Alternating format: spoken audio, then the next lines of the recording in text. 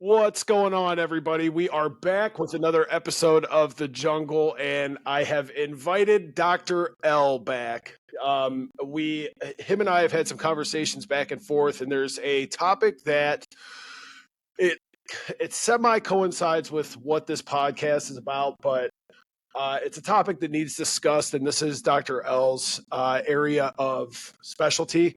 So I have a few instances that I'd like to share, but we want to come on and talk about school shooting and school shooters. It's a huge problem in the United States.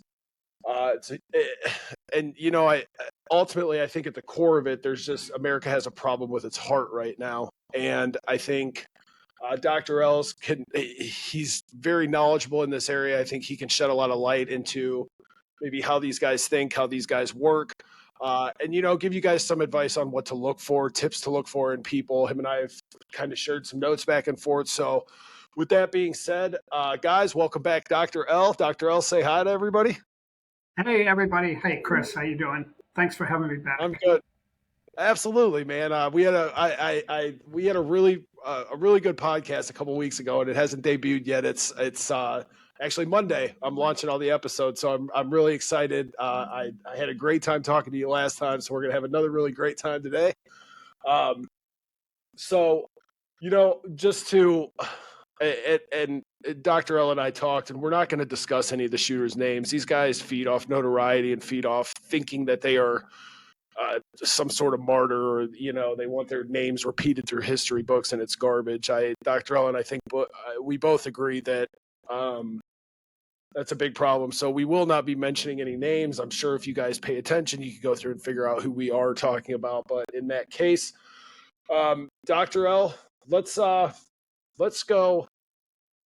We are going to start with threat assessment. So basically the path towards intended violence model, and I'm going to let Dr. L go ahead and explain all that. Thanks, Chris. So basically, the way to understand, and this is just any kind of mass shooting, is that it really is a particular path. It really is not due to mental illness or developmental disability. Those might be risk factors, but it really is a path, a pretty recognizable path. So to come out and talk about this is that I think that, well, it's good, to educate the public about, what this is about. Because if you wait, to listen to the news and it's kind of sensational, and there are some problems with that we'll talk about later on. So, well, it's too late at that point as well. Yeah, so it's too late, and then people are scurrying, and they're highly upset. I definitely sympathize with the victims and also the difficulties with law enforcement and trying to kind of intervene. It really is very difficult. But there kind of is a pretty definite path. And, there are other, a little more different thinking, but I think this path is very understandable. And then when we kind of go through our case example, you really understand how someone gets to this point. So basically, this path toward attendant violence was a model that was developed looking at assaults and threats towards public officials and judges. So these two practitioners, Calhoun and Weston, developed this model. And what they said is that, well, you know what, when you have like a mass shooting or it's called targeted violence, that someone is a target, a definite target, and that someone is kind of really intending to do something very violent, that it's not really impulsive. It's really very planned. So the model has 6 basic steps. That the first step is that the person has really developed a grievance. In their mind, it could actually have occurred, could be real, or they could perceive it as there's some definite wrong. Other people have used terms of injustices, wounding, psychological wounding, that they're really wounded to the core. So this kind of becomes a central point of their life. It kind of takes over. Um, so having this grievance is made up of certain facets. Okay, so one is, a definite sense of injustice. Another is a sense of loss. Another is a sense of mission or destiny, a desire for revenge, or to seek fame or recognition. So when we go through our case example, you'll really understand how these things really play out. But it really is this grievance that seems to really start the process and drive the process. Okay, so if someone has a grievance, then they can get to the next step of ideation. So now it kind of like it's in their thinking. So they're sharing their thinking with other people. So it could be family, friends, it could be on the internet, it could be, text messages, it could be something that they write, it could be drawings, but somehow it's shared. And this is called leakage, that they're leaking, they're sharing their thinking with other people. And this is one area that has a lot of utility in terms of, well, if you hear something, you see something that is really very disturbing like that, the thing would be to say something. Who do you report it to? The authorities or police or school personnel? So that's one of the takeaways is this leakage really is, where they're sharing. They're sharing that they have a major grievance and they're sharing their thinking. So there are other parts to this ideation stage. So they identify with other shooters. So, shooters will research what previous guys have done. Body count, what kind of ammunition, what kind of, guns they use, and how they did what they did. So they actually do research. So they start identifying with these prior shooters, like it's almost like a community in a sense. They feel like part of this, not a brotherhood. Sometimes they can really elevate prior shooters to kind of this, this real idol kind of status. They're also fascinated with weapons. So they're researching weapons. They know a lot about weapons. They, want to acquire weapons. They talk on forums about weapons to other people. So they're really fascinated. They're really very into weapons. Not only guns, it could be knives, machetes, bombs, just, trying to kind of soak up information about whatever they're intending to use. They're also they're very mindful of anniversary dates. So, is this a date when I've been let go, terminated? Okay, so that becomes an important date. Or a date where, I may have gone through a divorce or a major holiday. So there's some anniversary, there's some date that's very symbolic, that's very meaningful to them. And then this is, so the first thing is having a grievance. The next thing is ideation. But the third thing that really is the most critical is that they get to the point where they think, well, using violence really is the only way for me to resolve my grievance. It's the only solution I have available to me. I feel justified in using violence. I have no other alternative. I'm going to accept the consequences, and they have the ability to carry it out.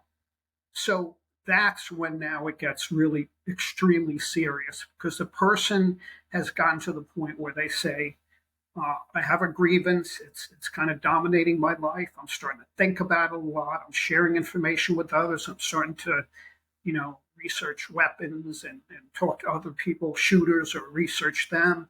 And then I come to the violence only decision.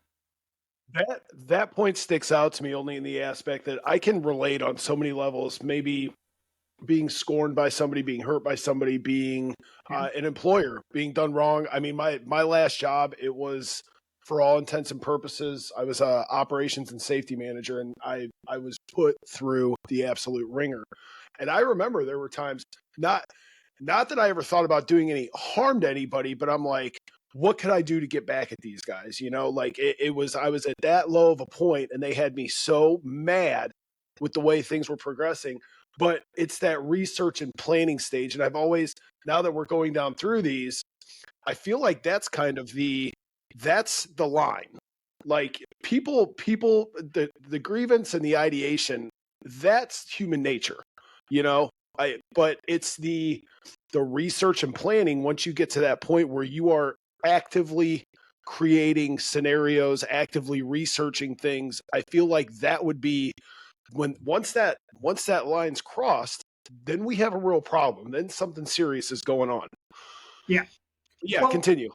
if if you can think of it this way, Chris, that the grievance and colleague in England and myself have a paper coming out hopefully very soon about how come the grievance really kind of takes over your life.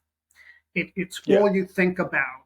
You're sacrificing time with family and recreation and sleep and whatever. This dominates. It dominates your life. It dominates your energy, your time, everything. So we can be wronged or we can have a sense of injustice, but it it the grievance can rise to the level of being pathological, where now Yeah. it takes over. I think we all feel, there's been in our lives a sense of injustice or loss, or, you have thoughts, oh, I'd like to get back at that people, or I hope karma catches up with that guy or something, Yeah. like we all Yeah. have those. Um, but it really is this trifecta. It's the grievance that's dominating a person. They just every Right. second they're thinking about it. They can't let it go. And that's where some people have said that it's this psychological wounding, that it's such a deep wound, that they're nursing it every day, every minute. Um, Well, and you and I have discussed, I at my core feel that there is a problem with people's hearts in America. There's no sense of I mean, and I'm not going to go off on a tangent, but I mean, the mental health industry itself, if you have people that are trying to get into seek mental health, and like you said, this doesn't always have, it doesn't revolve around mental health, but America's just broken at this point. I feel like there, our morals, our values, our hearts are, and yeah, it's, I can see where all of this, and then you have that sense of grievance and so on and so forth, and it just builds and builds and builds, and you have no outlet. Even if you wanted to go talk to somebody, the mental health industry, to get in to see somebody, you're looking at probably, unless you tell somebody that you're ready to um, unalive yourself, you're waiting 3 to 6 months to see somebody. So how do you cope with that? You know, and then all these things start toppling on top of each other. Um, Not to cut you off, go ahead. no, I think you raise a very good point. That I think if we look at that as a question, it's like, and I think this is where if we get a lot of information from the news about this area, and in particular about the state of affairs in the world, it's not necessarily a very balanced appraisal assessment of the world. So I try to look at that and saying we're getting very sensational, biased, business Yeah. driven type of an account. So I'm not really sure, um, even with other kind of news outlets that are more, public news, public radio, things like that. I mean, it's hard to kind of be unbiased. It's hard to give a very balanced view. But I Yeah. think that the one thing, like for instance, the news, like even with the most current shooting about, well, mental illness, the person's mentally ill and they've deteriorated over the last period of time. Well, see, I think we have to be careful with that because, I mean, the public hears that and says, oh my God, here we go again. The mentally ill are dangerous and look what they're Yeah, you're doing. right. And Yeah. the reality is, in terms of when you really look at research, and research is one way to try to get a more balanced, realistic view of what's going on. So, I mean, there's just a very low percentage of people who have mental illness who are violent. We're not talking about mass shootings, which is saying violence. It's like 3 to 5%. And Oh it, wow. yeah, it really is more so because of substance abuse that you have a connection with violence. It's not necessarily mental illness. I'm not saying the mentally ill can't be violent, but it really isn't to the point where, again, if you hear it on the news, oh my God, there it is again. Here's someone who's mentally ill going out shooting not only, his former spouse, but other people when they're dangerous. And and that's the reason I think why we're doing this podcast about trying to kind of give a better view. So Yeah. the thing is that what my colleague and I have tried to look at is what's called critical and proximal. So critical means you got to have this. If you have this, then chances are someone's really going to be violent in a mass shooting kind of way. Okay, so that's critical. Got to have it. And the other thing, proximal, means it butts up really close to the event. So you could say, well, when they were 3 years old, this happened. That's so far removed. How do you make it relevant? I mean, you can't maybe show relevance, but so this path is proximal and critical. It's really important, and you'll see as we go through the other steps, and then we do the case study. You'll see really how it unfolds and say, "Oh my God, now I understand how these things occur." And it Okay. doesn't mean all of them, but it really is the nature. It really is kind of the fundamental fabric of what we're talking about. So again, like mental illness, and then there was a developmental disability also in terms of autism, whatever. And no, it's really not that. They can be risk factors, but they're not even almost strong risk factors to say, oh, because of this is what's happening. We're talking about a majority of the shooters. We're not talking about, one particular type. And I don't want to sound as though we're insensitive to that type, but we're trying to understand it. So then we can say, okay, people are educated, and then what can we do to kind of watch out for this? So I think it's a good point about mental illness. It has to be functional also. That's the other thing, is that you can't just say, oh, mentally ill, that's it, that accounts for it. Well, but you can have mental illness and it has nothing to do at all with the shooting or the violence that you have. So just saying it's there, it's kind of saying, you're making a connection. The news, other people are making a connection that, well, because something is there doesn't mean, this is really what's driving this. So, that's the thing about, oh, well, the person deteriorated, whatever. Well, okay. I mean, mental health deterioration is not a good thing for anybody. But when we start hearing things like that, it's almost like red flags. We say, oh, okay, that's what's going on. Oh, okay, that's what's going on. Okay. And they start forming connections. And then I think that it creates a further stigma for a population of people who already have have a very difficult life. And the reality is that they are much more the victims of crime than they are the perpetrators of crime. So, Right. trying to kind of balance that view and say, we're not really talking about people who are vulnerable in that way. Well, I mean, I will say, stating mentally ill, probably from my standpoint right now, it was just regurgitated from the media.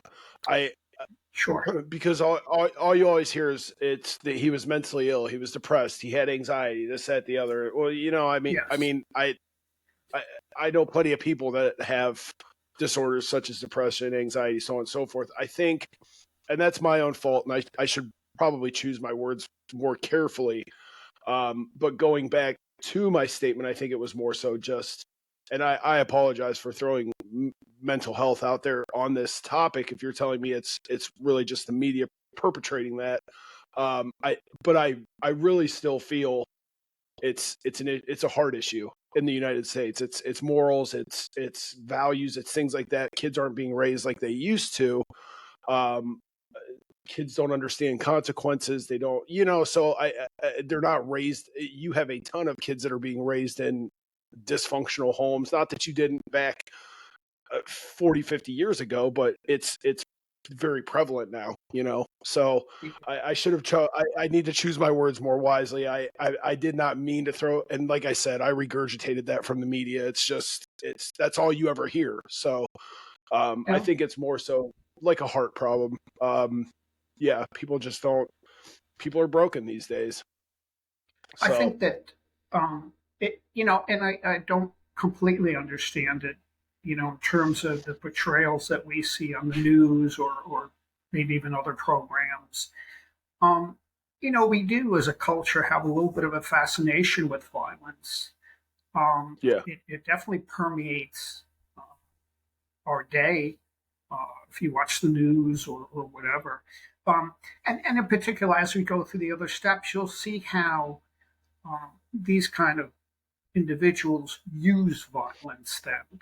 Um, so I think that, it's not something against you, Chris. It's that we've all kind of been fed in a certain way what,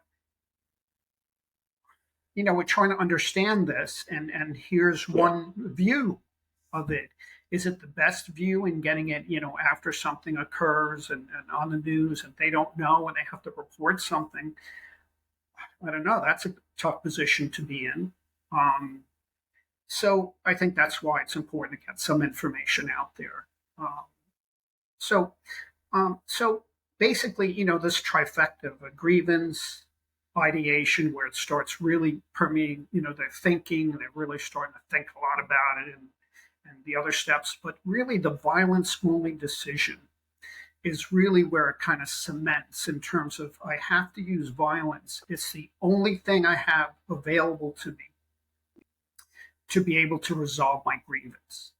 That's where it gets dangerous because then they start going into researching and planning. They start getting information about their targets. Then they start stalking. Then they start asking people about, hey, when's this person come home? Or what's the best route to go from A to B? Or, they start doing research on targeting. It'll be very clear in our, Mr. E's example. Then they start preparing. And preparing means acquiring weapons, acquiring, if they're going to, the routes they're going to take or the vehicles they're going to use. They're going to be mindful of, dates that are very important. Like, for instance, people have, after this fellow we'll talk about, have observed his date of shooting and tried to emulate the same date again. So it has this meaning, very deep meaningfulness about dates. Um, and then they conduct what's called final act behaviors. Like they set their affairs in order in a sense. They may burn their house and family members or whatever. So they're doing their final act. It confirms to them that they know they're not going to survive this. Chances are they're going to be without themselves. So they're just kind of like taking care of last loose ends in a sense. yeah, They may get together their costume. Okay, what am I going to wear? I'm going to wear all black, commando. I'm going to have this and that, whatever happens to be. No.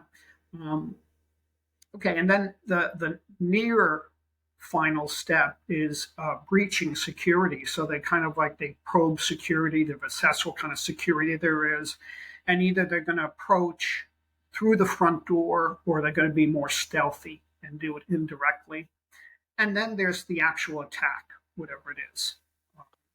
So these 6 steps really are what's involved when you're talking about this kind of like a mass, a majority of mass shootings. So, where it gets more complicated for the professional is that, well, some people make threats and don't follow through. They just make the threats because it gives them the illusion that they may have a relationship with who they're threatening. Or I once had a case where it was like a hobby for the person. I mean, they felt threatened by the world, so they ended up threatening people. But it was like a hobby about, oh, I'll do, a certain number of this type, certain number of that type. I'll escalate them to this. I'll go back to that. So it was like a hobby for him. So there's a lot of different reasons for that. But some guys have a grievance ideation and they share it via threats. And that's it. Okay. Where there are the other guys that may not really be making threats, but go through these 6 steps to actually attacking.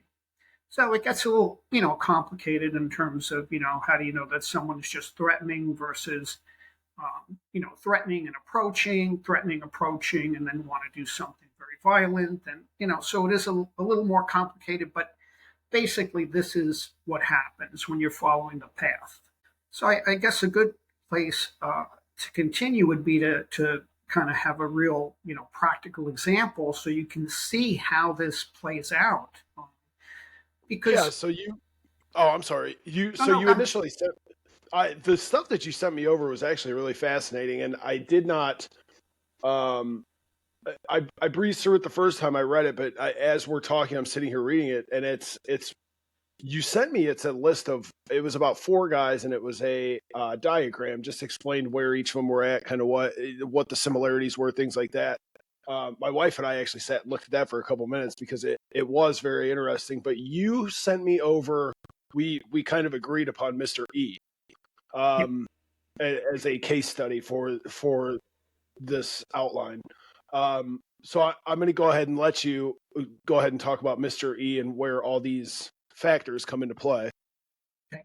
I think it's good, Chris, to just go through this because it really shows you. I mean, it's one thing talking about the path and saying, well, if, what's the most important thing? Well, being on the path. If you're on the path, you kind of can see about this unfolding, but really seeing it in someone's life and how they weren't always like this. It becomes a path that you really, in some ways, you can't deviate from, and then in other ways, very conscious and actively pursue it.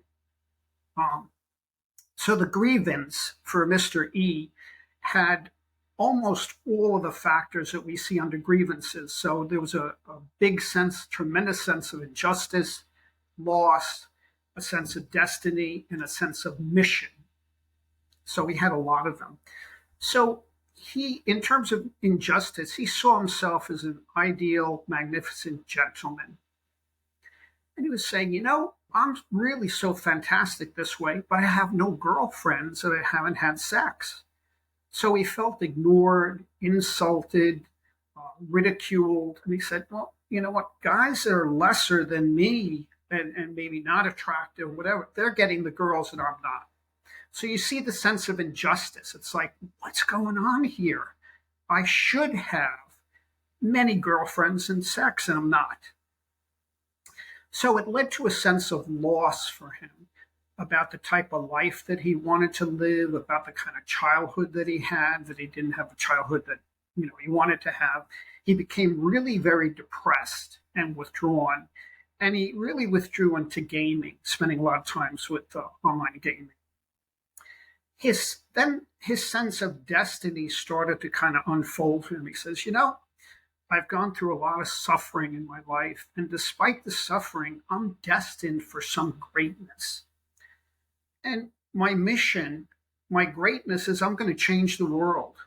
I'm going to combat this unfairness about, these guys that aren't worthy. And here I am, a gentleman, a supreme gentleman. I'm going to change the world. I'm going to set something right. This is so funny because it's not funny. Again, watching my terms, but there's like a whole group of guys that believe this stuff, like that the incels or whatever they are.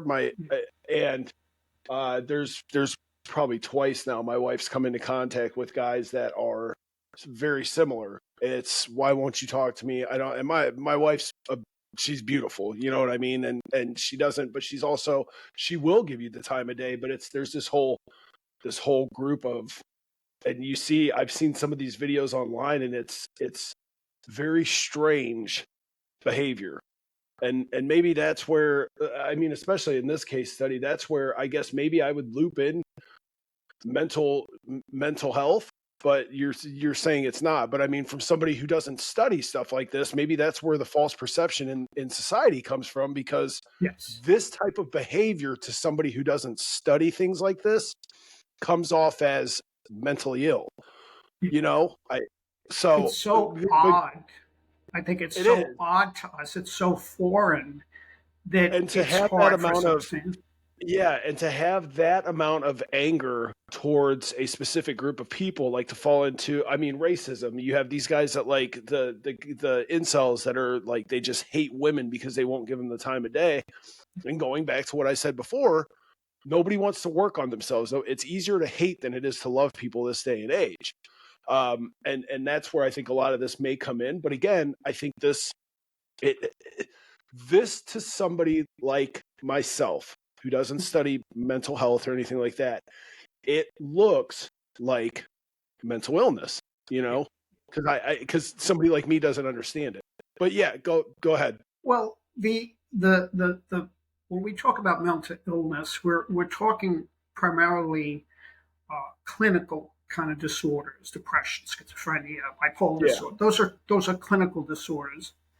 When we talk about um, personality problems or neurological problems, though, well, neurological problems can have contribute to clinical things, but they're a little different. are you there, Dr. L? Yeah, can you hear me? Okay, I'm getting we're yeah, we're getting choppy. Yeah, continue. Sorry about Oh, that. okay. No, no.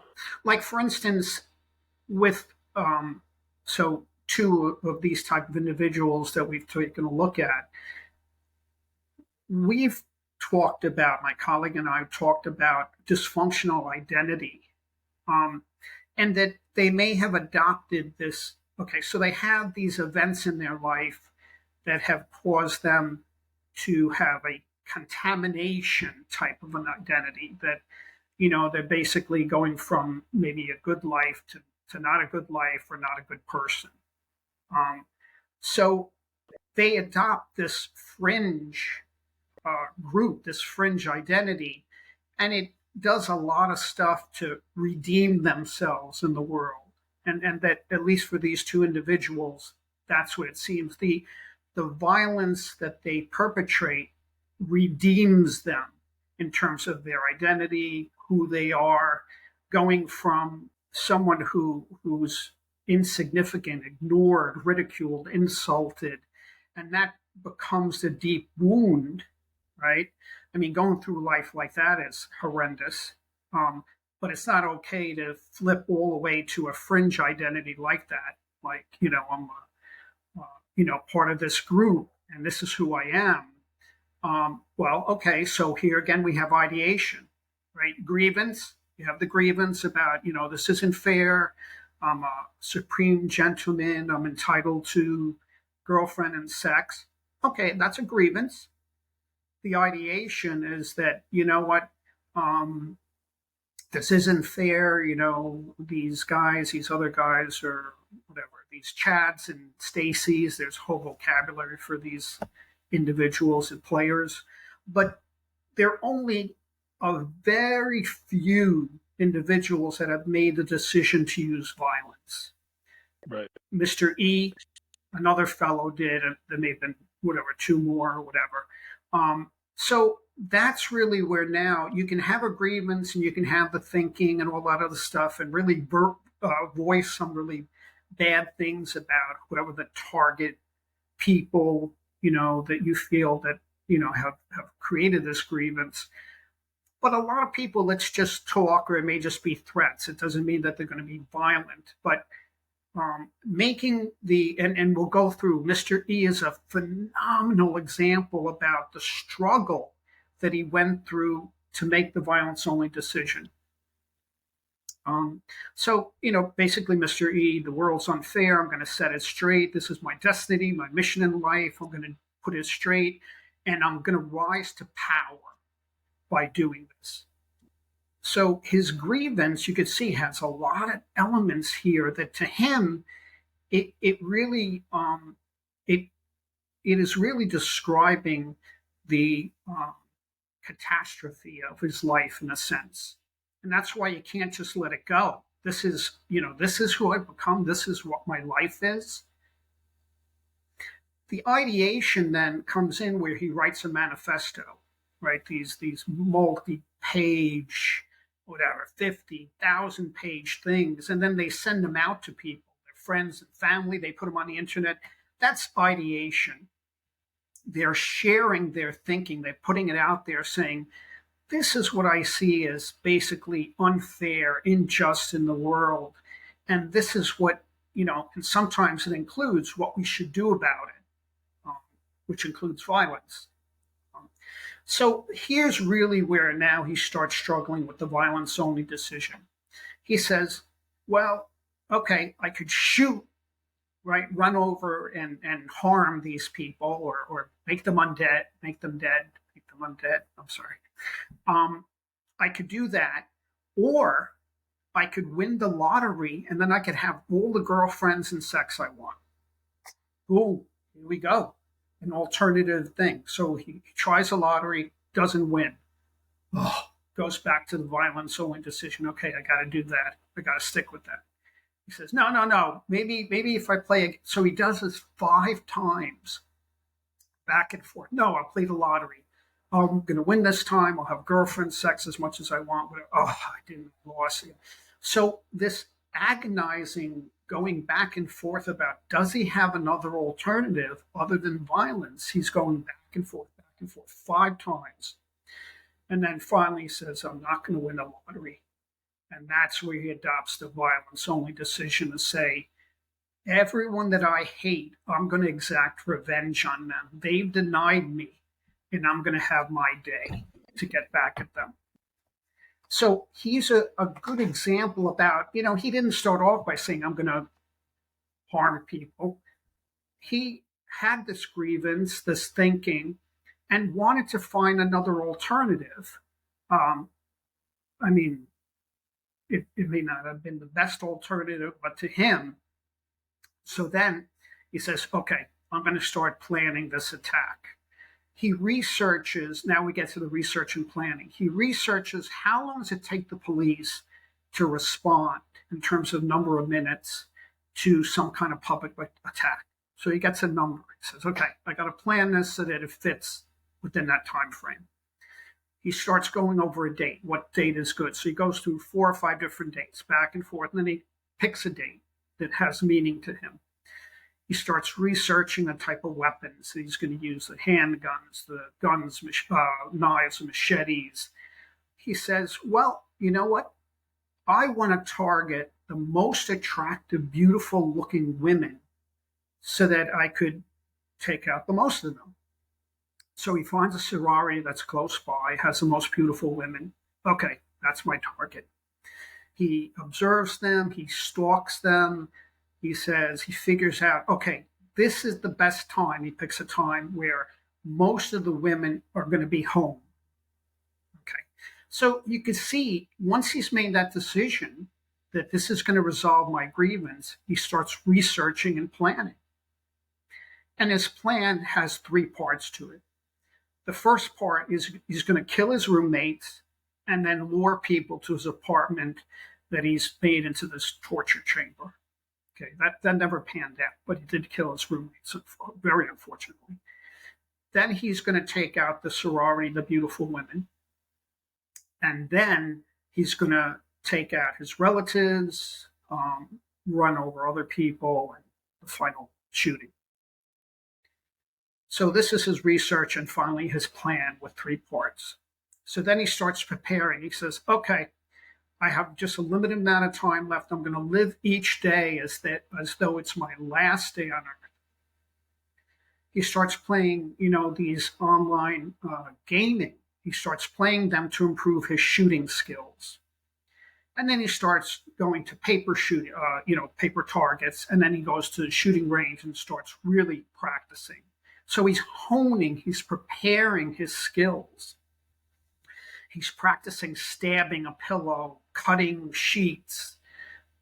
He purchased the guns that he needs, the knives that he needs. He decides, okay, what vehicle am I going to use so that when I use it, I can have the maximum damage. So you're seeing how this process so far, we're up to breach, but how this is very planned and in this person's mind, very reasonable, given, the motivation and the thinking. This is all very reasonable about how to go about doing this. They feel like they have no other alternative. I'm not saying it's okay. I'm just trying to understand what they go through. And then Yeah. breach about, well, I'm going to have to sneak up and stealthily take out the roommates. And then the others, it doesn't matter. You can, you don't have to be that stealthy. And then attack about, I'm going to run people over and shoot them, and then ultimately I'm going to kill myself. So that's how a lot of these, incidences pan out. So he's a good example about his grievance. So mental illness, well, I mean, in terms of, if you talk about clinical disorders, real depression, he went through a period of real depression and suicide ideation, at least thinking about doing something to himself. He does seem to have a narcissistic personality, which, there's research showing that, well, people with narcissism or paranoid personalities, they're a little more prevalent in these types. But again, that's kind of like maybe a risk factor. Is it something, because we live with a lot of people that are narcissistic and narcissistic and or paranoid, Yeah. and that don't do this. So it's not a good, by itself to say, oh, that's the reason for this. But you can see some of the narcissism about, well, I'm a supreme ideal, I'm entitled to this. And then, when you're insulted and ridiculed, you could see the rage that comes out of it, the wound. It's called narcissistic injury, the wound, because they believe this about themselves. In this person's case, I'm not saying everyone who does a mass shooting is narcissistic, no. Just in his case, you can kind of understand his grievance. I'm not accepting it. I'm trying to just understand it. So to him, you understand how the wound is so deep, and that it then permeates his thinking, and then he struggles with, okay, what am I going to do with this? I have to do something about it, the violence only decision, and then really preparation and planning and researching and doing it. Okay, I know I've said a lot of stuff. Do you have any questions? I'm listening to you and looking at this at the same time, and I'm sitting back and I'm kind of just, because again, how somebody gets to this point, somebody like myself, and I'm sure most people, it's there's got to be a common denominator somewhere, and obviously we've stated the common denominator. It's feeling entitled. It's feeling like he is owed. He's been treated like shit, like by women, and but it just blows my mind, some of these instances, the severity of violence and the amount of violence that's used, and for what, it's and I looking at all this, I'm like, there's obviously something more to it coming from these people. But again, like you stated, most of them unalive themselves before anybody can interrogate them and find out what's going on. And the select few that are left over, I mean, who knows? And I'm sure it's different from person to person that commits these things. But I sit back and I look at this, and I'm awestruck at where his mind was, what his thoughts were. I mean, I'm assuming in the research and planning stage, like the having a tortured killing chamber and all this other stuff, this was, I mean, in his manifesto, which, I mean, that wouldn't just come up out of nowhere. So what, it just blows my mind. How do you get to that point? Like, as somebody that can logically work their way through issues, and as most people can, like what's the common denominator here, you know? And I know that's your work and that's what you're um what's the what's the point where it snaps and they're like, so no, it's just I'm sitting here listening to you and reading this. It's all very I, interesting. I think the point, if you're saying, okay, you're at a crossroads, you come down a road, right? A lot of people have grievances and maybe ideation, but not to that point, and that's something to come back to. But you're coming down this road, really, where um, you're going to go to the path of intended violence. Well, that is the path of having a grievance ideation, but really, where you have this crossroads is the violence only decision option, that you only have that option open to you. And that's where it becomes serious. So really, it's the violence only option where it becomes really very serious. And yeah, it's a good question about with the grievance, how come it gets to that point where it just dominates someone's life? That's what we're trying to understand. It there's a whole bunch of stuff that goes into that, about that the grievance is really, it takes over. It is so big, and it takes over a person's life to the point where things start falling away from their life. This is all they think about. This is all they feel on a daily basis. Um, it's a sense of torment for them, for the individual.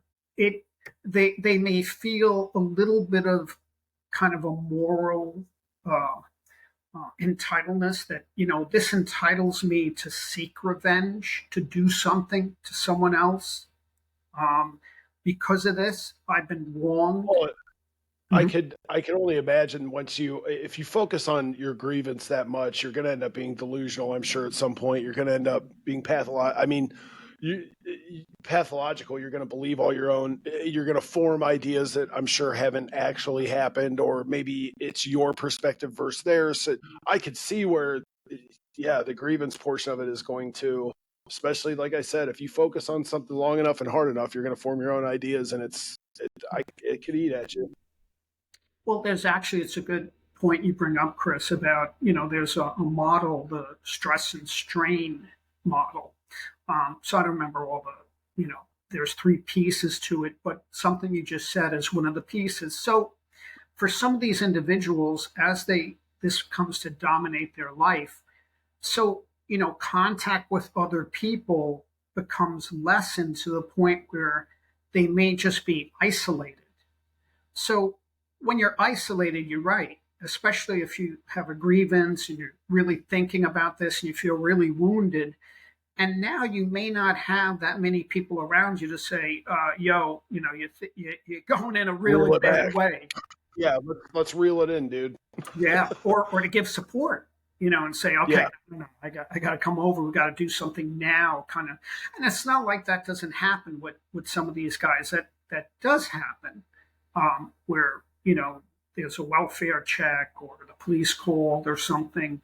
But it's complicated, a little complicated. But so essentially, if you're thinking that this person, it might be a little bit simplistic to say they're withdrawing from the world. So it becomes like what you're saying. It's like an incubator, like yeah, with bacteria, it starts growing and growing and growing. And well, it was already growing and dominating a person's life already. Stuff starts falling away. What they're doing, other things in their life, maybe people or contact and support, and then it really becomes an incubator where it just kind of takes over.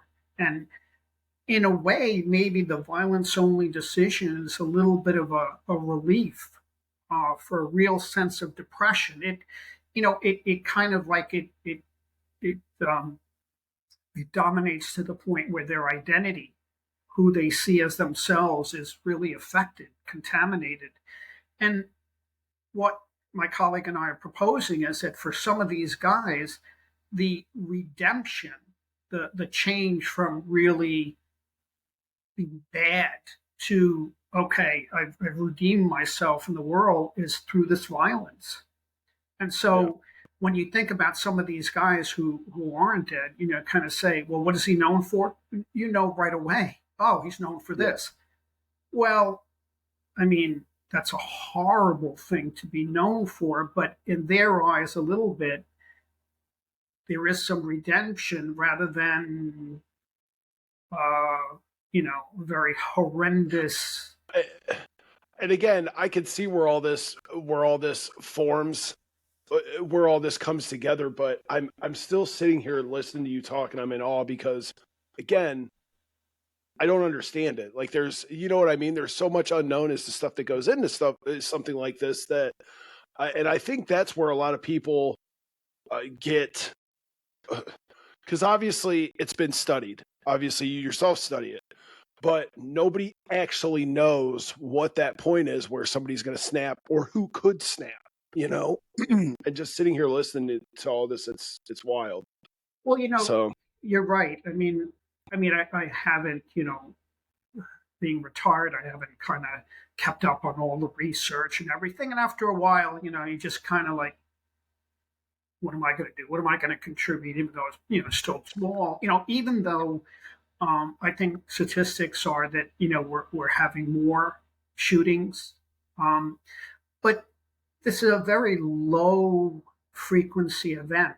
It's not something, I mean, fortunately, we look at the news, we think that, oh my God, it's like exploding in terms of the numbers. But it is a yeah. very low frequency event that, so it's hard. When you have something occurring frequently, it's easier to predict. When you have something that, Well, but like, I mean, I will say I disagree with you on that only from the standpoint of if you look at, and I understand there's things in play like social media and the news outlets, and I can literally get the news on my watch now. You know what I mean? So yeah, as soon as something happens, we're in real time now. And everything's broadcasted as to where 20 years ago stuff like this wasn't broadcasted like this. 20 years ago you had to wait 3 days before it even came out in the newspaper, or you know what I mean? So I do think I I do think, and statistically from everything that I've read, and again, I can't cite my sources, but everything I've looked at, mass shootings, school shootings, they have increased exponentially over the years. I mean, it's a much bigger problem now than it was 50, back when I was in school. I mean, I just graduated in the year 2000 or 2001, and that was, I think, the big one. I'm not even going to give it any, but the big one with the black trench coats. That was the big one back then, and that was the first one. It had never been, and everybody, it was horrific. So over the last 23 years, 22 years, I do have to say though, the numbers have spiked. yeah, yeah, yeah. Well, in terms of studying, that's the importance of those individuals that are in prison, um, to really, try to study them, not only analyze it, before um, doing what they did, but also maybe afterwards, so to try to understand what's really going on. A number of individuals, though, end up, not surviving. So as a whole lot of, there's a tragedy all around, I think, for the victims, the individual. Um, so I think that, out of all the types of maybe violence that we're exposed to, let's say, all the events, if there's some way that we could tell all the good things in the world and our lives and all the bad things, and um, it's not a very um, frequent event. But this goes into the Yeah, point also about like the news, and circulating information about this. So there's one thing, circulating information so people understand it, so that then they know, okay, well, what can we do, or what's the takeaway? And that's, I think, kind of where we're yeah. at. Well, what's some of the takeaway about doing this and not just, talking about a very difficult subject for everyone? Well, I mean, if you hear the grievance, if you hear the ideation, or someone, circulates something that has that kind of stuff in it, a text, the internet, they verbalize it, drawings, whatever. You want to try to follow up with someone about that. The Yeah. authorities, the police, someone, let someone know, because it might just be a threat. That could just be a threat without real violence connected to it. But still, the person does need help. I mean, it can look at Yeah. it that way, that they need help. Um, I think the other takeaway is that this isn't really something that people with mental illness, real severe, serious mental illness, do, and because it's in the picture doesn't mean that this is what drove the person, um, drove the whole thing. It may be there, it may be a component, but if we're looking at really what's going on, it's more the grievance than the mental illness per se. So Yeah. to focus on and to stigmatize, a population of people that are very vulnerable is, I don't know, that's not right either. Um, Yeah. No, I I agree. think, yeah, I think something that you said about publicizing that. Okay, well, so there's an increase in these events, um, but that does give a notoriety to the shooter, the perpetrator. Um, it does add to the research base for these guys that are researching about, okay, who did that, who did what, and how many, body count and this and that or whatever. So um, highlighting the person, it may bring out different factors that may not necessarily be true. What's really going on and operating. Um, you're telling the future guys like this about who to focus on and what they did. And there's a little bit of research. I'm not sure how really valid it is. A little bit of research about a contagion that if you publicize that within maybe about 2 weeks, there could be another shooting In a just by copycat. Yeah. yeah. So um, the tendency is okay. So I think you want to let people know what's going on, and maybe it should be from a public safety standpoint, but not the details. I forget, it was one of them, one of the shootings. Just the details were horrendous, and I was really outraged. And I think that was the final straw. So I'm not following these anymore. It was just horrendous, the kind of details that they were sharing. That it's like, why? Why do you have? For what reason do you have to do that? I Yeah. was horrified about that. Well, So I've had a theory for a long time. The media is good. The only thing the media is good for nowadays is spreading fear and hate. But we won't go. We won't get into that. well, I think it has to be in this way. If there is some real information that says that yeah, there could be a contagion, that other people see this and hear this, and if they were thinking about a grievance and ideation, they may say, oh yeah, that person did it, and this is how they did it, and they don't feel like there's another alternative. And I think that it's a very complicated area.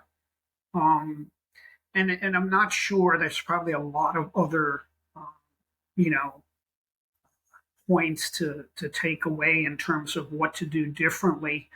Um, but I think those are some very kind of basic ones in terms of you know. So if you hear a grievance or ideation, or that you see someone's really focusing on violence as an alternative, um, to say something. I think that, the more you can get at when someone has a grievance or ideation and get them services and pulling them in, getting them support, that's really, the point to try to do that. Um, uh, not to, to kind of limit a little bit about the publicity regarding these kind of incidences. The details and all that is really for law enforcement and professionals to figure it out and what to do proactively. I don't know if the public, my viewpoint is, I don't think the public needs to know all that. It's almost, it's obscene in some. Um, Yeah, I don't know, but I mean, I'm and we don't have torn to in talk some about it. ways. Yeah. I No, mean, the yeah, person used a number of different methods. He had like, three yeah, different things that he did. Um, and yeah, there were people hurt, right. maybe even fatally injured. And unfortunately, he became a little bit of this, hey, this is kind of other, guys feel this too. They really Well, can relate. I have to say, I mean, just touching on copycats, so on and so forth. My daughter, my son, they've both been involved in stuff at their schools. Just real briefly, my son, there was a. I'll talk about my daughter first. I'm going to mark that and go back. Um, Talking about the copycat, that I get updates on my phone daily from the schools. What's going on at the school, when there's issues, so on and so forth. And there's a pretty heavy police presence at her school right now. My daughter goes to a good school. It's in a good neighborhood. There's nothing, it's we focused very hard on making sure our kids were A, going to be safe, B, going to get a good education. So they're in top ranked schools in the northeastern Ohio.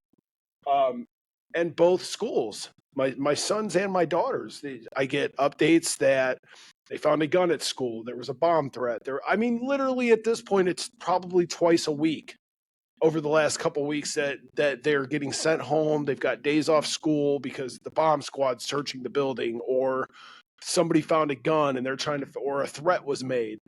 And I just don't. I mean, that just kind of piggybacks off the whole copycat thing. And yeah, you're right. We don't have to talk about it because I think you are 100% accurate in the media talks about it too much and it's glorified too much. It not necessarily glorified, but it's giving them the notoriety that they feel they deserve. And I think to take that away from them, it would be smart. It would be a solid play by the media outlets. But again, I have my own theory on the media outlets, and that's a whole other topic for a whole other or for a whole other episode. But yeah, this is all really great. Everything you sent me was really great. In fact, I'd be up to maybe doing another one on.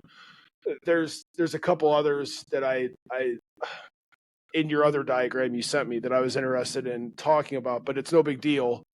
We could do another one down the road. Um, but is there anything else you want to get into, or? I guess, I know there's also just maybe one other point. I mean, it has so many different facets. We probably could talk for a long time. Well, Um, yeah, that's just it. I could probably go back and forth with you yeah, all day and all week over this stuff. yeah, it's important. It's complicated. I think that there there are very bright people and a lot of people in law enforcement and professionals. Um, uh, there's an association of threat assessors that are threat assessment managers that do this kind of work and do research, and so there's a lot. And I think law enforcement has a lot of information available to them, and there's initiatives. So sometimes I think we hear on the news that, law enforcement, bungled the operation or whatever. I mean, I'm not here to say they did or they didn't. But I know that in looking at research and seeing what people are saying and trying to understand this and get information out, there's just a lot of people working on this, really good minds that have a lot of information. And sometimes we don't hear that, I guess, as much. It feels as though we're kind of the victim of this trend that no one understands, and we're all victims And of nobody's this. putting any work into it to fix it or to, Yeah, yeah. No, yeah, I agree. You never hear about yeah, what's going on the back end with this subject. So, yeah. No, but I it's also, but I also feel like I mean, people at this level, they also understand why these guys are doing it. So, like we've just discussed, they're not trying to give them the notoriety that they're looking for. They're not trying to give them the credit. And unfortunately, for those people to be put in the spotlight, that's still giving them some notoriety. yeah, and that was just whatever it was less than 10 years ago about, there was a particular population of people that, again, were reported as, oh, this is happening more so with them or whatever. And, Yeah. and I think that, a group was very instrumental in saying you can't publicize that kind of stuff. You're stigmatizing people that are already vulnerable, and the reality is they're much more vulnerable as being victims. This is not the Yeah. direction to go in, and they were very good at, not continuing to publicize, and there haven't been, to my understanding, but not to publicize about that because it's going in the wrong direction. People are afraid. They want to understand this. They want to know who to look at and say, "Oh, what's going on? Is this person doing something or not?" It just Yeah. creates a sense of fear in everyone. So I think we should be informed. Um, I'm not sure, knowing about, oh, there's another shooting somewhere, if that helps or doesn't help me in a sense as just being a citizen, not a professional.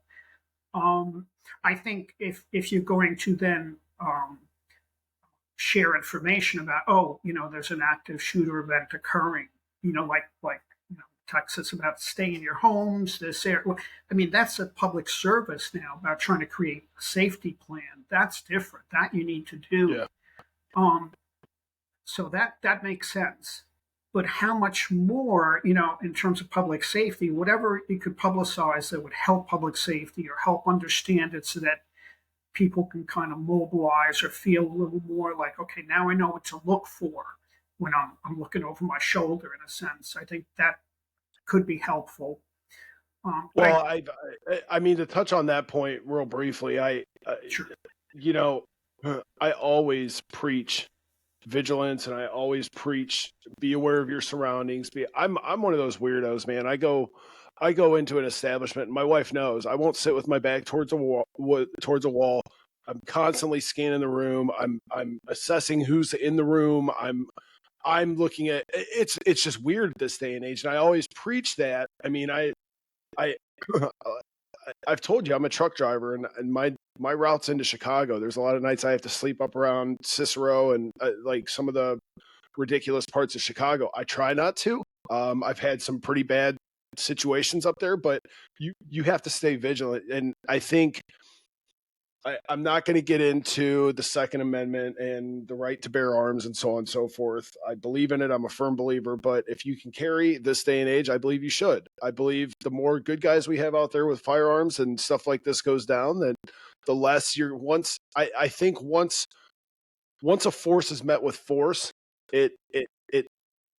there's got to be a break one way or another, and I always tell my wife, my wife she'll go out for girls' night, and I'm like, watch your drink, watch what's going. And I know this is off topic, but I have grown and watched enough stuff go on from being in prison and so on and so forth that I know, like, people are not. You never know what somebody's capable of, and the better prepared you are to handle it, and the more, and maybe that's I think with school resource officers and things like that, armed security guards, I think you're going to see a lot more of it with the more this stuff continues. And it's unfortunately, that's just the day and age we live in. I hate that my daughter goes to a good school and has to. My son goes to it's one of the number one ranked school. Well, he's graduated from high school now, went to the number one ranked school. We literally bought a house in this district because of where it was ranked, how their basketball program was. Financially, we shouldn't be in this district. I'll just call it what it is. Like, this is a very bougie. It's ridiculous. But we wanted to give our kids a good life. He was a freshman. I was dropping our my stepson off at school. This was now 5-6 years ago, and I get an alert on my phone. There's a shooting at Jackson, and I'm like, what? I'm like, what? A kid brought a 22 long rifle in his pants to school. Got on the bus with it. Nobody noticed it. Not luckily, but I will say, as he was in the bathroom panicking to get it out of his pants, he shot himself in the face. But it happens everywhere. Mass shootings. You go into a Walmart, you don't know if something's going to pop off. You don't know, and that's where I just want to tell everybody, always be aware of your surroundings, know where your exits are, know how to get out of a situation when you get into one, if you're in one. That's I think that's a big topic that needs to be discussed too, because I mean, obviously, guns start going off, people panic, but you have to stay focused, stay alert, and know your surroundings, know where you're at, and know how to get out. No, I agree. I think those of us that have been around violence and people that are dangerous just naturally adopt the mindset of awareness. Always be aware Yeah. of who's around you. Um, just to to bring up a counterpoint, and I'm not saying I'm leaning in this direction. I just want to bring out that I think it's complicated. So my wife and I went to Scotland a little while ago, and so we were talking with people that we know there, and they were in criminal justice, and they said, and I think it's Scotland. I may misrepresent it. I don't think so, but they said, "Oh yeah, people are not allowed to have guns here. We have an exceptionally low rate of shootings and things like that." I was like, "Oh my God, how are you able to do that?" They're like, only special units of the police are able to have guns, and But during an event. isn't there their rate of stabbings and like beatings?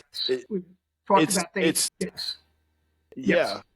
Well, So people that want to be violent are going to be violent yeah, regardless. And yeah. but So go ahead. I didn't mean to cut you off. I no, just no, wanted, no. because I know, You're because right. I've looked at those statistics specifically, and Uh-huh. you're right. They do have they do have lower crime rates with firearms because they've been banned over Yes, there for years. yes, But when you get into the statistics of, and actually it's hammers.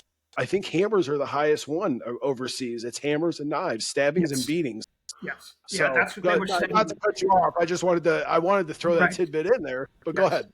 No, you're right, and that's what they struggle with. Which is, so now if we take guns out of the equation in a sense, you're seeing that, well, the stage where ideation, you're fascinated with weapons, and then preparation, you're acquiring the weapons. And what do you acquire? Well, it's not limited just to guns. So if you don't have that as an option, and you think violence is the way to do that, and then the other there's another means too that we frequently use every day that have also been used, that are available to everyone. So the weapon of choice, focusing a lot of it on, a lot of the attention on that. I think it's complicated. I'm not saying that's the way to go, not the way to go. I think it's complicated because when someone is adopting the violence only decision, and then that part of the preparation and research is, okay, what am I going to use? And you Yeah. use what's available to you, what you can acquire, what other people have used that, maybe you're trying to surpass. But I think the type of violence when someone has a hammer or a knife is very different than when you have, you know, some kind of firing weapon, whatever Well, that is. yeah, I don't remember who said it, but there's almost like a sense of intimacy when you have to stab or hit somebody with a hammer because you're close up on them. There is no, you are seeing, feeling. It's a whole different, Yes. Yeah. So the level of violence that would, I do get it, where guns make it easier, but the level of violence with it doesn't matter. People that want to be violent are going to be violent. They're going to find a Yes. way to do it. Well, I think what you're saying, Chris, is that with the intimacy with that type of weapon, um, really highlights the intention of the person, and this is another inhibitor. So you look and say, well, you can have a grievance, you can have ideation, you could say, oh yeah, I need to use violence, but like that, if you have to get very personal with stabbing someone, someone might say, I can't do it. I can't bring myself. And that's what, in Yeah. studying those kind of people too, who have self desisted, self averted away from, to say, well, what made you do that? Um, So if their inhibition is that I couldn't carry it out, I can't do that. I can't look at someone and do that. So, Yeah. that's something. So if you can build up someone's inhibition, right, to do something like that, that can divert them away. Um, Yeah. but yeah, if it's more impersonal and a longer distance, and that just makes it easier, in some ways easier.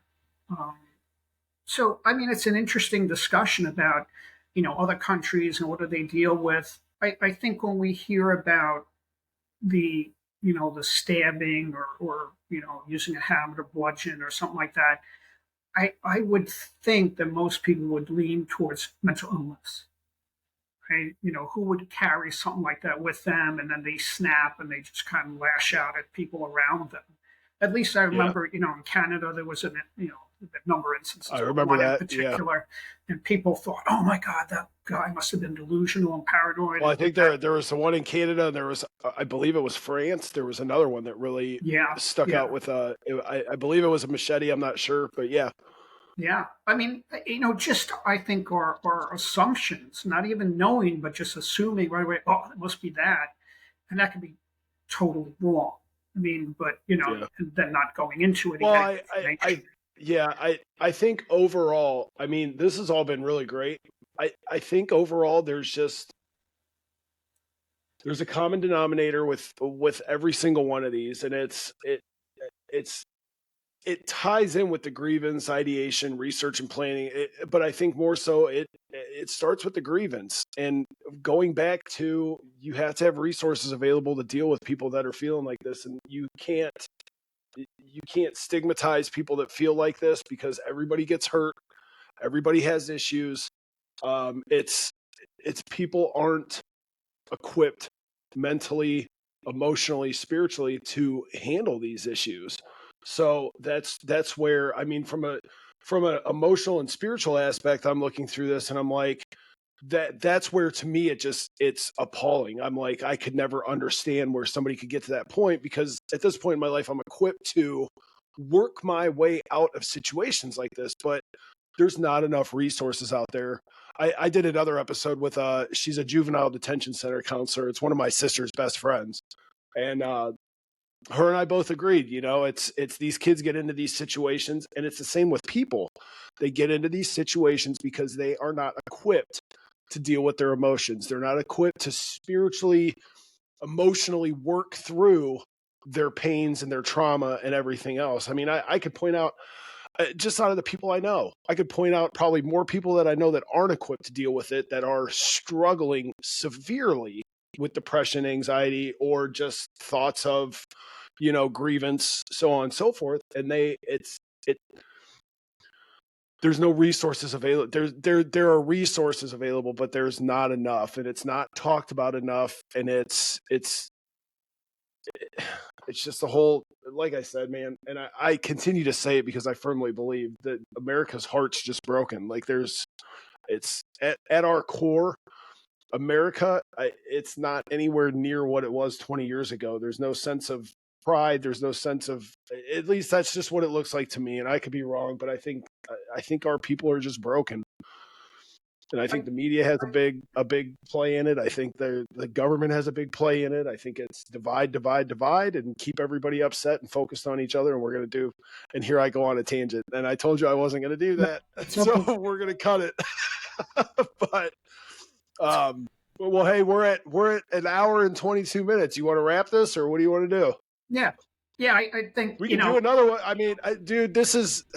Sorry to call you dude, it's okay. Dr. L. That's all right. Dude, this is it's such a wild topic to discuss, and again, that's why I know it's off topic from what the podcast subject matter usually is, but it's something that needs talked about, man. And Yeah, like I just said a couple yeah, minutes ago, I've got several instances just with my children that we being in situations, being out in public, there's stuff that's happened around here, and you're right, nobody talks about it on the back end. Everybody points the finger at the perpetrator or points the finger at law enforcement, and nobody gives credit to the people such as yourself or such as these other experts that are out there, doctors and so on and so forth, counselors that are actually actively working the issue, you know? Um, And so law enforcement, law yeah, and law really, enforcement. I mean, they so really, I I, mean, sometimes it may come across as, oh, they may have done the right thing or whatever. But well, and that I'm going to be honest that whole standpoint of pointing the finger at law enforcement nowadays, it drives me nuts yeah, too. I feel like people look at law enforcement as machines, like they're robots. They're trained to do a certain job, and they should go in and they should handle it this certain way. They're human. They're human just like you and I are human. They have to make split second decisions. And when you're dealing with an active shooter and you don't know what that person is capable of, there's going to be a level of hesitation. You're dealing with law enforcement. It's not Rambo going in to save the day. It's yeah. these guys have families they want to go home to as well, you know? So and it drives me nuts. And I know I'm on a rant because it pisses me off, but you get all these news reports and then the Reddit and the Facebook and everybody's chirping. Oh, well, they should have done this. Or, are you a police officer? Were you there? Do you know what was actively going on in that situation? Or were you there and didn't stop it? Like nobody wants to hear all that. These are men and women that are serving their community. Everybody needs to take a step back and take a deep breath and understand they have to protect themselves as well as quote unquote save the day.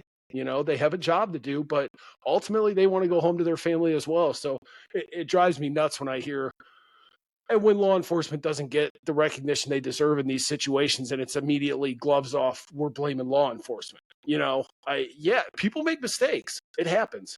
But that was my rant. Sorry.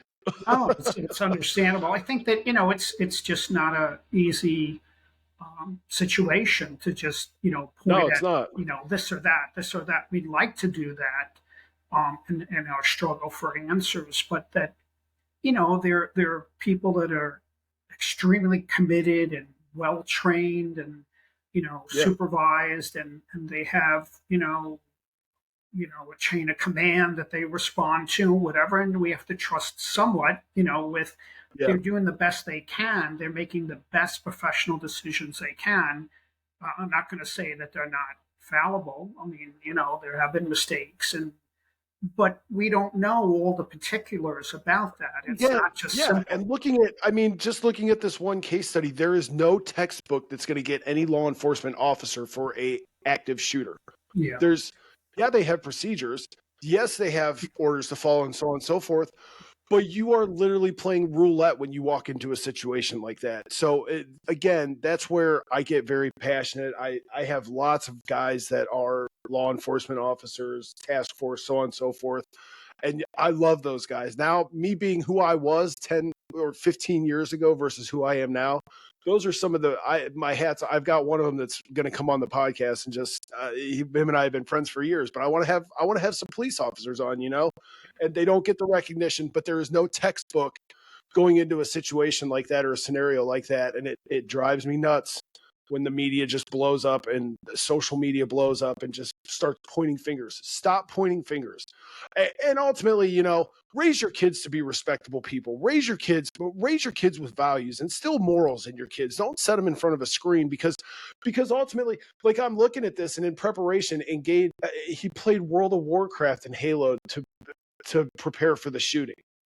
You've got these guys that there's other studies that's been done on other shootings where these guys are playing Call of Duty all day long, and and this group of guys that I mentioned earlier, like the incels or whatever, like they're big into video gaming and stop putting your kids in front of screens. Take your kids out, invest time in your kids, raise your kids properly, instill morals, instill values, and this type of stuff would decrease. I promise. People aren't raising their kids because it's too easy to put them in front of a screen nowadays. And there's obviously a lot more to it. I know, and I could sit here and go on 10 different rants about how I feel this could be even how we could even put a dent in this. And I know that was off topic. But like I told you, So I'm good at my little off topic rants. But I I think just it's okay to be passionate and to make a plea for better values and better supervision. Um, you know, kind of being a professional in the field, I just am always, Well, you have to look at things tempered. from a clinical and Yeah, you have to look fine. at things from a what's the word I'm looking for? Like a fact, you're looking at factual data. Yeah.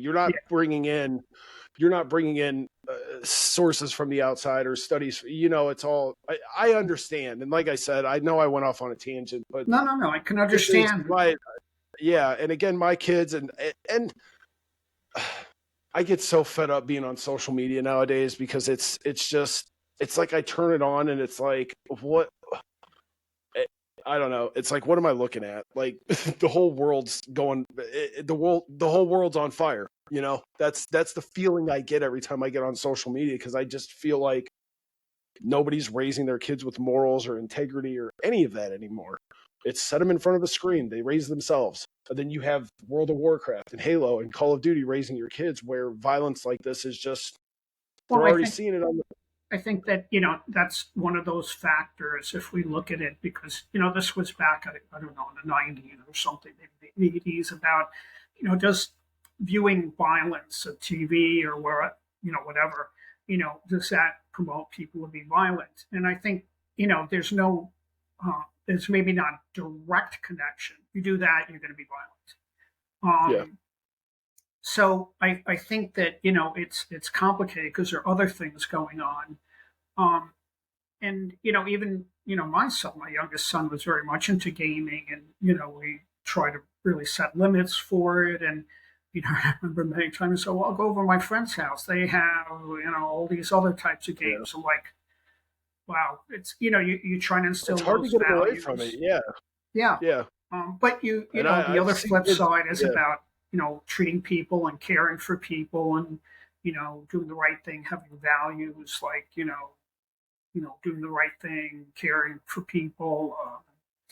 It's a game, but and you have people at every level of that because he wanted once to buy one of the games that had multiple types of violence, and I said no, you can't.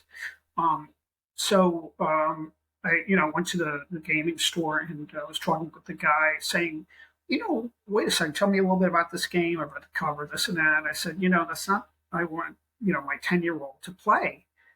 And Right. he says, well, I agree with you. I don't think it's right.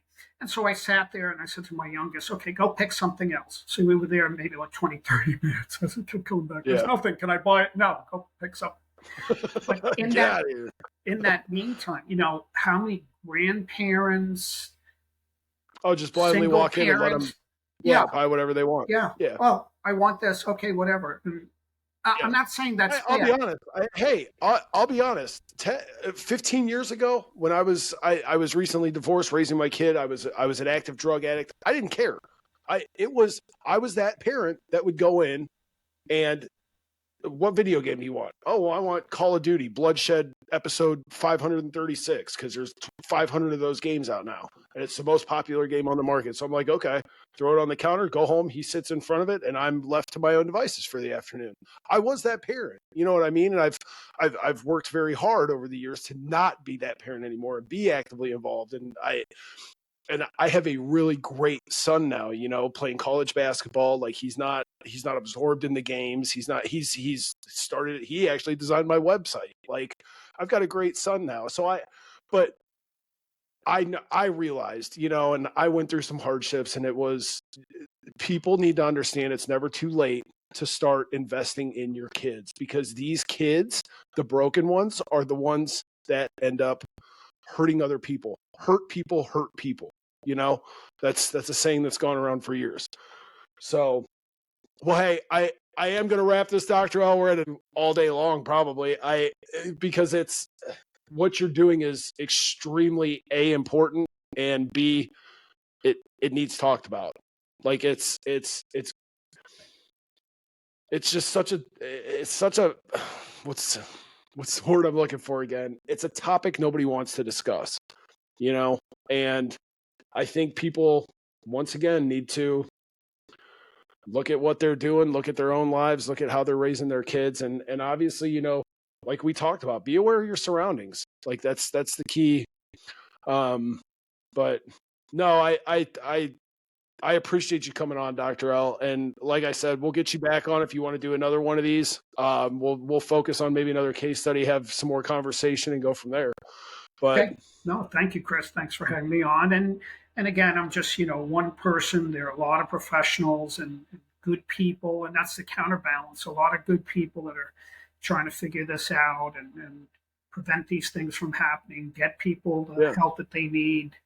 Um, People that go and risk their lives for helping other people during these situations. yeah, So that's kind of the counterbalance for me. There's a lot of good stuff and good people and good stuff that's happening.